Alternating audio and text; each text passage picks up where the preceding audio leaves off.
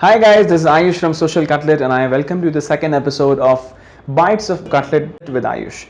Today I'm going to talk about ways of leads generation. Okay, so today first of all I want to talk about what a lead really is. If you run a particular business, any person or a company who's ready to buy a service or product is a lead. They may or may not buy because they don't like you or your pricing. That's a different story altogether, but they should be capable enough to buy, or they should be looking to buy something like this. Then they're a lead. Okay, now let me talk about, there are two kinds or two types of leads. One is when people are basically searching for what you're selling. So imagine you're an AC salesperson, okay, you're an AC distributor, okay, and you want to sell ACs. Now people who are already looking for ACs on Google, they're searching on Google, hey, I'm looking for ACs, or they're calling Just Dial and asking for ACs. Now those people are actively looking for it, so these are active leads. Now other kind of people are people who do not even know that your product exists. So imagine you have developed a very new kind of a product. Imagine you have developed a new kind of an air conditioner which takes less electricity and is much cheaper than a regular AC. People don't know about it, so you have to educate them, you have to make them aware that you even exist.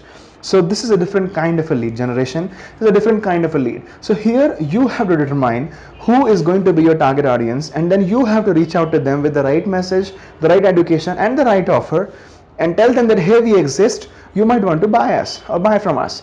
So this is the second kind of a lead. Now let's talk about ways of lead generation. Now there are two ways of lead generation fundamentally. One is mass lead generation. Mass means a lot of businesses and people are coming to buy certain services.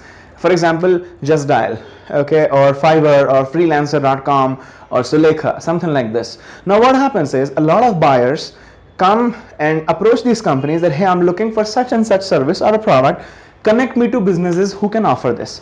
And all those businesses who offer such a service and product come to this, and these leads are basically passed to all of them. So imagine you are one of the AC people, somebody is buying an AC, all the AC distributors along with you will be giving your lead, and then you have to compete with all of them for one particular lead. Okay, this is mass way of doing it.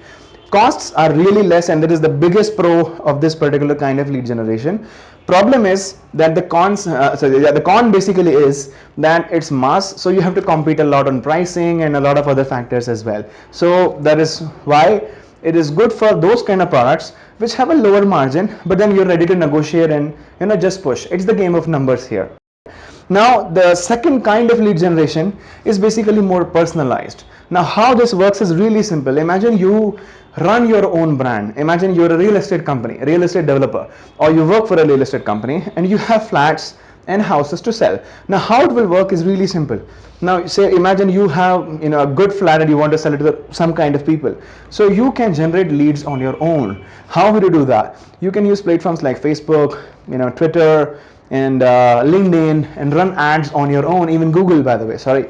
So what happens is you run advertising on your own under your own brand name and approach and show this ads to the targeted users. All those people who have seen your advertisement, if they like it, they leave their phone numbers or details with you. You can give them a call, have a discussion and try to make a sale. Now this lead is the best form of a lead because there is no competition, and then they are not negotiating with 10 other vendors at the same time. They might be doing it anyway from different means, but since you have come to them directly, it's far easier to sell to these kind of leads.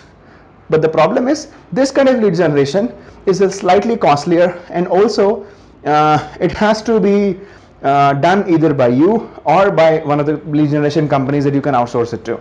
Okay, it has costlier because it's personalized and there is much lesser competition. And also after you reach a certain level, okay, imagine Apple also runs their ads, Apple iPhones. So whenever you see an ad, they don't really have to push too hard. They have made their own brand, so it becomes easier for them now.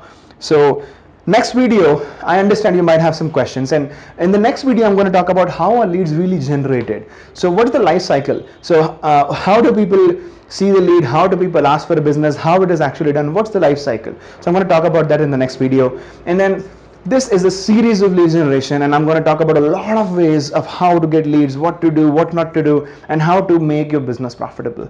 Okay, so thank you so much for watching this video. If you like it, kindly share it with your colleagues or your friends. Please do that. And if you want to get notifications of our next video, kindly subscribe to the channel so that we can notify you. Thank you so much.